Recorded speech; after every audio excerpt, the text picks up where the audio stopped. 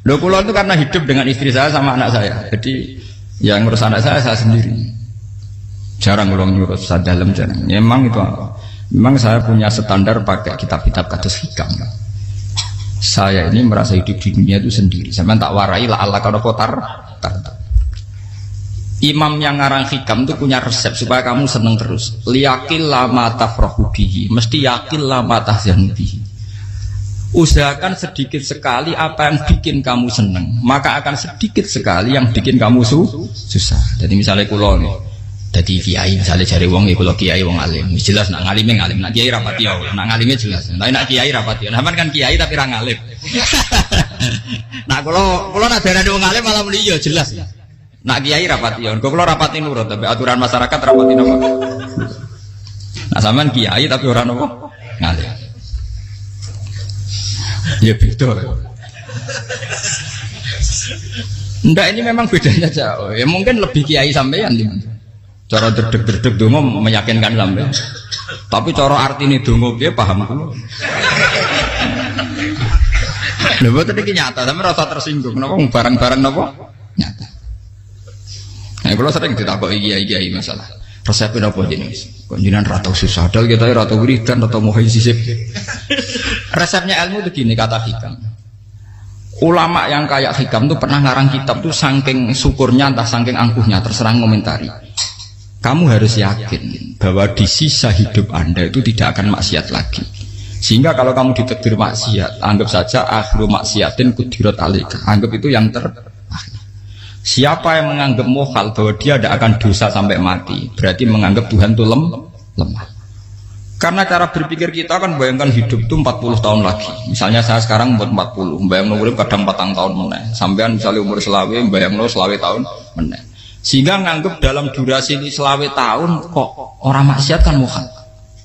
Apalagi sampai sudah tahu maksiat itu bakat tempah. Ya maksiat ya kelas-kelasan, nak bikin pacaran. Nak wong iso omah yo nakal, nak sing setengah soleh ya berbau proposal ya sesuai kontaknya dhewe-dhewe. Itu kan urusan masing-masing. Ya itu kan urusan masing. Wae wakisabu ala wong ngene ora ana sing roh wae wakisabu. Ala. Rombongan wali songo, mbok kangen wali songo, mbok golek selisih wawahu napa? Alam. Sing roh pangeran piyam. Mbok kangen wali, mbok golek selisih margin. Niku pokoke wawahu napa? Ya itu kan urusan jenengan mbek pangeran, mboten urusan kula. Tapi tetap saya sebagai ulama mengingatkan, niat itu ditoto. Begini, ulama dulu tuh ngitung hidup itu hanya 2 menit 2 detik. Sehingga dia ya gampang saja. Kayak imam, kayak kanjeng Nabi itu, ya Rasulullah kenapa tidak menyediakan makan untuk besok? Loh, saya itu tidak yakin kalau hidup saya sampai besok. Ya sudah begitu cara, ya sudah tenang saja. Kalau sampean kan bayangkan hidup 4 tahun lagi, 5 tahun lagi, sehingga arah mangan di wedi tenan. Padahal bolak-balik zaman cilik arah mangan tetap wedi. Jadi cara berpikir Nabi itu begitu. Begitu juga cara pikir sahabat, cara pikir ulama-ulama yang waras itu begitu. Loh, saya itu pernah melarat di Jogja, zaman pertama merantau itu kalau nanti saya bilang, Gus kok tidak punya beras, tapi apa yakin nak sesuk urip paling. Kowe buta mangan sesuk, anak sesuk ijek napa? Urip. Cara berpikir ulama itu begitu. Sehingga melihat maksiat juga gitu. Alhamdulillah aku ijek urip 1 detik, 2 detik, 2 menit. Sehingga hidup. Dan itu sudah cukup untuk lafadzkan la ilaha illallah. Makanya kata yang ngarang hikam, betapa murahnya Allah. Surga itu hanya bisa dibeli dengan 2 menit. Karena surga itu senilai la ilaha illallah. Miftahul jannah la ilaha illallah. Itu cukup 1 menit. Berarti surga itu regane mau 1 menit. Dan karena dia nganggap hidup itu 1 menit ke depan, la ilaha illallah, ya sudah. Dia ngitungnya hidup itu per menit. Kalau sampean kan enggak, per 10 tahun, per 20 tahun. Sehingga kriminal betul, cara pandang sampean itu kriminal betul. Sehingga bayang kudu di duwe, kudu di bojo, nak kiai kudu di pengaruh. Lah kalau saya enggak. Saya meskipun enggak sehebat itu, tapi mewarisi keilmuan mereka. Jadi misalnya saya jadi ulama, itu bayang di santri mau sitok. Islam pokoknya ke Ahmadiyah ya gitu saja. Ya pokoknya ya sudah gitu. Orang bayang santri sing kambinan takwa khusyuk salam tempel demen gelo, demen apa? Lo tanyakan santri-santri saya itu mungkin belum pernah nyuruh istri saya bikin kopi. Bisa dihitung. Karena saya itu sederhana saja. Misalnya saya pergi dari Jogja ini yang nyata salam. Bayang bojo wis maca gawekno kopi, bukakno lawang malah kecewa. Seperti umumnya orang kan gitu. Semerantau ada bang bojoku nyuambut, digawekno kopi, digodhogno banyu hangat teman, bareng teko bojone wangep kukur-kukur. Karena tarifnya dia ideal, maka mudah kecewa kalau itu tidak terjadi. Nak kula mboten, sebayang napa Yogya pokoke bojoku cek uta Islam, nak salat 5 bulan ya sudah gitu saja. Pakai standar-standar yang minimalis. Saya dari rumah bangun sampai ngaji ya, pokoknya melek, ya sudah nak salat dem-dem napa. Mulane sudah gitu saja. Andai kan saya pakai standar maksimal, maka akan mudah kecewa. Rasulullah juga begitu. Rasulullah itu ngadepi Sayyidah Aisyah itu ya begitu, ngadepi Hasan Husain. Sehingga tidak ada cerita Nabi mudah kecewa betul. Karena Nabi bayangkan anak istrinya itu ya minimalis sekali, urusan dunia loh maksudnya minimalis sekali. Misalnya Nabi pagi-pagi tanya, ya Aisyah apa ada sarapan? Tidak ya Rasulullah, ya idzan asumu, kalau itu saya puasa. Kalau sampean usul-usul orang juga no kopi wong wedok opo, itu kan repot. Muni-muni itibak sunnah Rasul tapi tidak pernah sampai mendekati sunnah nopo Rasul. Sehingga ya tenang saja Nabi. Saya tuh alhamdulillah bisa niru dalam gitu-gitu tuh bisa. Makanya ini kiai muda paling jauh. Banyak kiai-kiai sepuh itu kalau urusan gitu konsultasi masa. Gus resep apa kain? Ini kalau resep era dekarep. Juga saya tidak pernah bayangkan apa tanggaku seneng aku atau orang ngaji aku kecewa, tidak pernah bayangkan. Sampai bukan makhluk, tidak penting. Kecewa itu tidak benar. Saya itu orang alim, ngerti ini warido kamat lubi, ora warido kum. Yang tak gulai ridane pengiran, ridane sing ngaji, ridane konsumen. Itu apa? Makhluk tidak penting. Itu harus dilatih. Harus apa? Sehingga orang itu kalau biasa sholat, maksudnya biasa takluk ya Allah, mesti la Allah katardo, mesti gampang puas. Karena dia iktifak ngalap cukup be Allah Subhanahu wa ta'ala. Saya sebagai manusia juga sering ditangisi istri. Misalnya saya sering ke Jogja sendirian. Nah ninggalan nopo, ninggalan ibu milih pengiran. Misalnya mati ninggalan ya paling aku mau ngapes nih suaraku. Paling mau nangis gue kegiatan. Bukan apa. Ingin saya bahwa konstitusi ulama itu masih iktimat Allah. Kalau kita kan enggak. Cara berpikir kita ngaji itu ideal sing ono podium, sing ngaji kelaminan takwa kabeh, ketunan kaji kabeh, diluk kabeh. Kita akan pakai standar-standar yang dengan asumsi kita. Padahal Nabi di zaman sugeng al iman hahuna wa yusiru ila qalbihi sadrihi salah. Iman itu urusan hati. Komitmen sampean be Allah Subhanahu wa taala. Nah ini resepnya. Makanya kata hikam liyakillah mata frohubi, mesti yakinlah mata syanubi. Sedikitlah kamu gembira dengan satu hal, nanti akan sedikit kamu yang kecewa. Artinya misalnya kados kula sebagai ulama seneng kula nu kok ijek iman. Ya nggak kayak wong awam. Ya sudah gitu. Jadi misalnya suatu saat kula jatuh, yang ngaji saya gak seneng jadi kupeding. Wong sing seneng kula bubar kabeh. Kula ora susah, miskola darah bener. Gus saiki jenengan ora sing seneng. Ya tenang saja. Sing ora seneng ya makhluk ora jelas. Dan status mereka tetap la yadurru wa la yang. Ini harus dilatih. Sehingga Nabi itu ya meskipun beliau itu perang, sahabatnya meninggal ya tenang saja. Nabi cara berpikir yang meninggal mereka mati syahid, yang masih hidup dianggap berpotensi melakukan kebaikan. Sama tak warai resep-resep dari Rasulullah Shallallahu Alaihi Wasallam. Saya ini sebetulnya memaksa, menjelaskan ini maksa, karena saya inginnya jadi ulama yang kayak umumnya orang, tidak ideal amat. Tapi kan saya ditakdir ilmunya itu ideal, jadi terpaksa saya jelaskan. Tapi kalau perilaku saya tidak akan ideal. Soalnya ngawur, saake mari gufuri pengiran nganggur bolak balik cerita. Ada seorang wali, karena dia wali itu doa di multazam, ya Allah saya ini minta satu hal. Karena dia wali maka tidak minta uang, tidak minta jabatan, minta engkau takdir saya tidak pernah maksiat. Itu kan bagus sekali, minta doa ditakdir gak maksiat kan ada. Dari pengiran malah jabe. Fa'ena ada ukufran. Karena tahu maksiat malah sifat ghafurku tak ada kok endi. Gamane pengiran kan sifat ghafurku rak nganggur. Malah tidak ada orang selain Nabi kecuali ditakdir tahu maksiat. Dan sifat ghafuri pengiran efektif. Paham apa? Lara sampean kan ghafure kok nggo kabeh. Dadi karek sadidul iqab. Karena maksiate sampean sering. Jadi sifat ghafure wis berlaku aktif. Saya karek nunggu sifat sadidul iqab. Paham ya?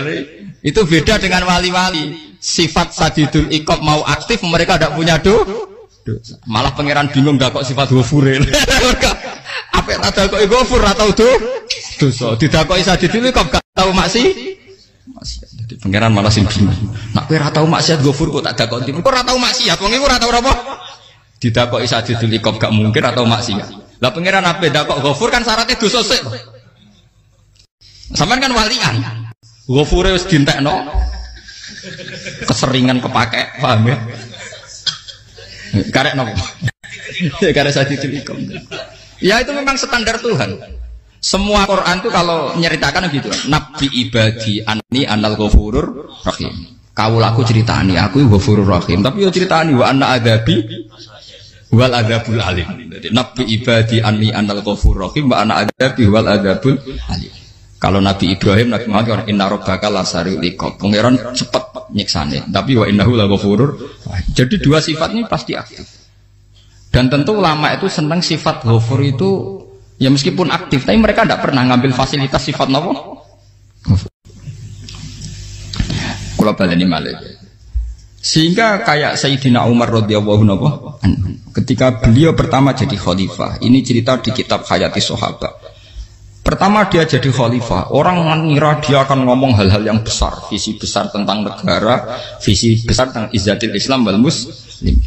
Tapi ketika Umar pertama pidato begini, ayuhal muslimun ayuhan nas, ana, jari kata Sayyidina Umar, ana hulamun min bani Makhzum, akulu min kholati. Saya ini pemuda dari Bani Makhzum. Kecil saya bisa makan karena bulik-bulik saya punya kebun kurma yang kalau saya memanen diopahi beberapa biji dan itu menjadi kuti wahayati, menjadi saya bisa hidup. Terus wassalamualaikum warahmatullahi wabarakatuh. Orang itu penasaran semua. Orang jadi khalifah pertama dibenem jadi Amirul Mukminin, pidatonya ngenang masa kecilnya ra kelar mangan, kelare mangan mergo buruh bulike. Paham ya? Ngondoh kurma terus dikai tamarotin, beberapa kurma sing dadekno iso.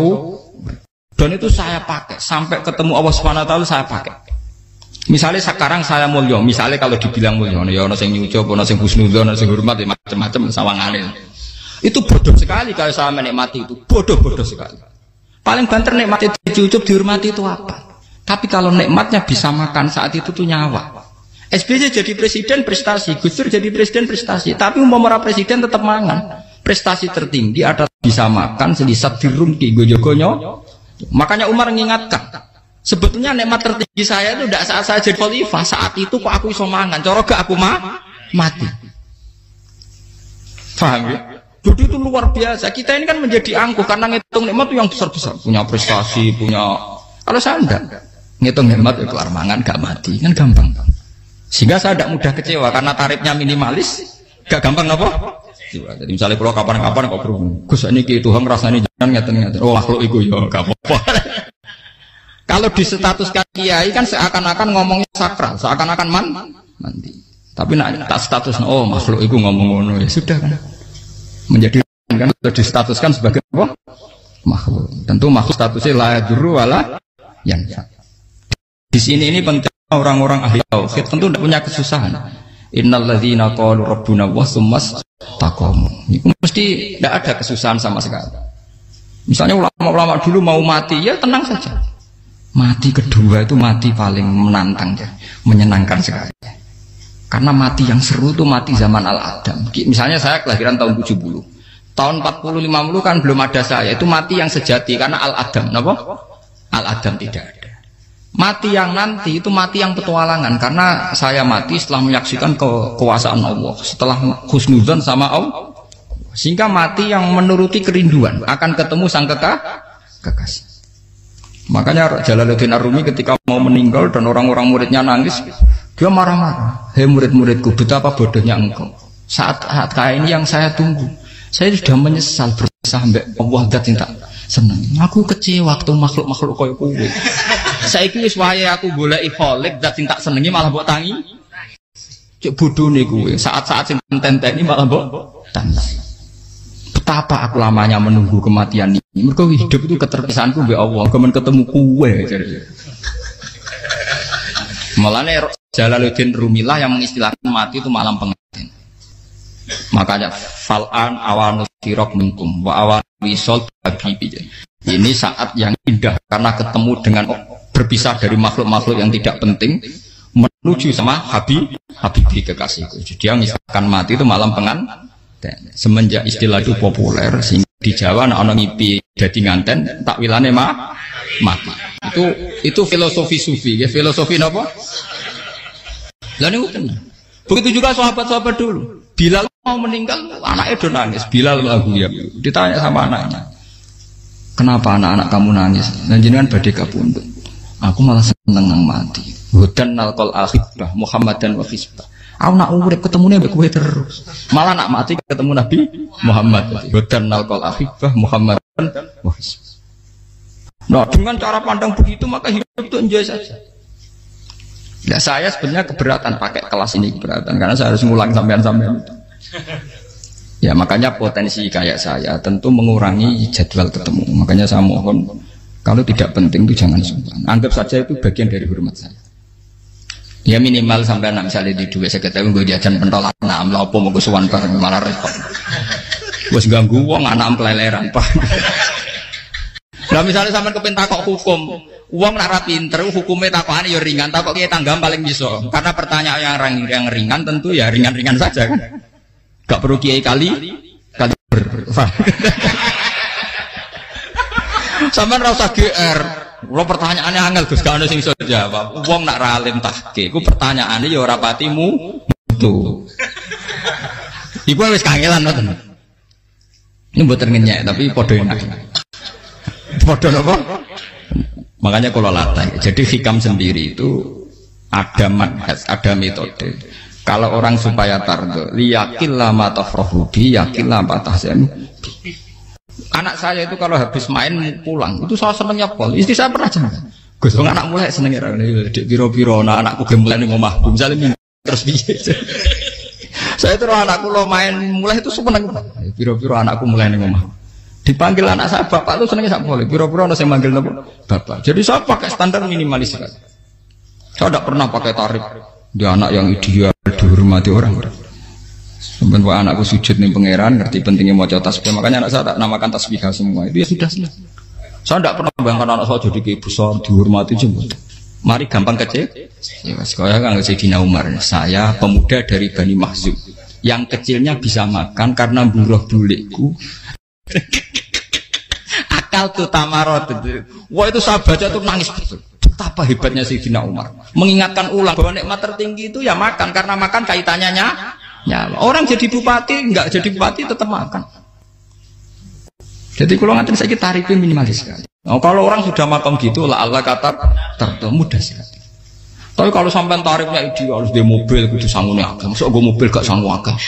Barang gue sanggup akeh kudu gue penderek. Mosok kere lunga juga kok tanpa penderek. Nang penderek macur. Mosok ora kena dikeloli jadi malah repot. Akhirnya gue wong ayu. Harus selingkuh dijari sing we. Itu perkara meneh. Mau ruwet nuruti tahapan-tahapan duniawi makanya resep kalau ingin itu kan sholat, maksudnya sholat itu dihayati secara tauhid ya, dihayati secara tauhid. Misalnya inna sholati wa nusuki wa mahyaya wa mamati lillahi rabbil alamin. Itu akan pasti Allah katar, pasti mudah melihat alam ini ridho. Ini satu sekelumit ya, di resep orang ulama yang saya meniru beberapa di kitab Hayati Sahabat, di kitab Hikam dan meniru terutama ini semuanya sanad dari Rasulullah Shallallahu Alaihi Wasallam. Makanya suatu saat Nabi itu kagum. Abdullah bin Mas'ud itu jalan dan dikawal oleh beberapa malaikat. Terus Nabi itu heran. Ya Abdullah, kenapa kita tuh selalu mengawal kamu? Kata Abdullah bin Mas'ud, ya Rasulullah, inilah akhtu khutwatan, illa wa azunnu alla akhtu wa ukhra. Wa ma akatu luqmatan, illa wa azunnu alla alqamu ukhra. Saya tuh tidak pernah melangkah, kecuali saya tidak pernah yakin apa betul saya bisa melangkah lagi. Jadi perlangkahnya itu dia iktimat Allah. Dan saya tidak pernah mengunyah satu kunyahan kecuali saya tidak yakin apa betul saya bisa mengunyah lagi. Setiap kunyahnya tetap semuanya berada Bismillah. Semua itu atas nama pertolongan atas kata Rasulullah.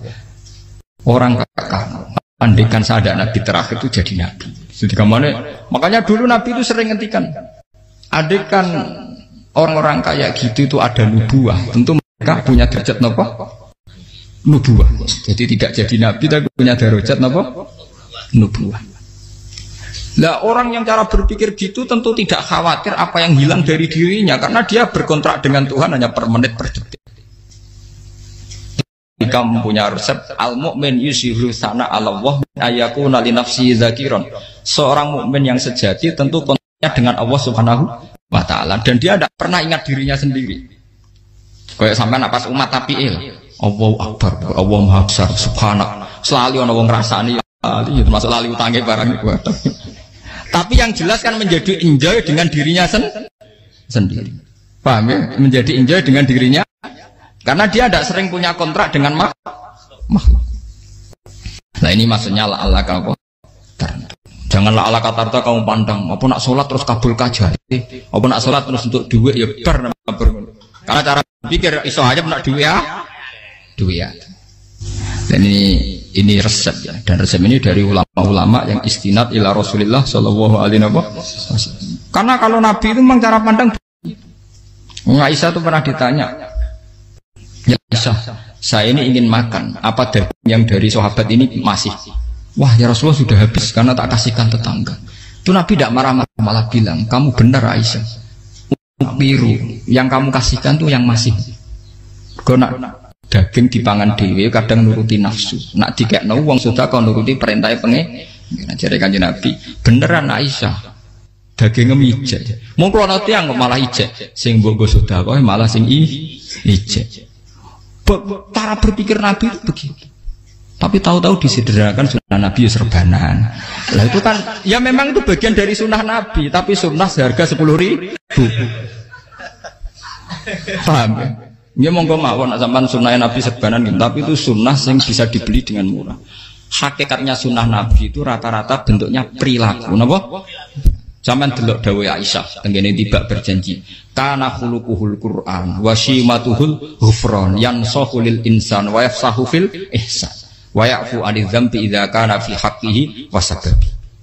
Kana khuluquhul Qur'an, Nabi ku akhlak dasare wis kaya Qur'an plek. Urusane akhlak.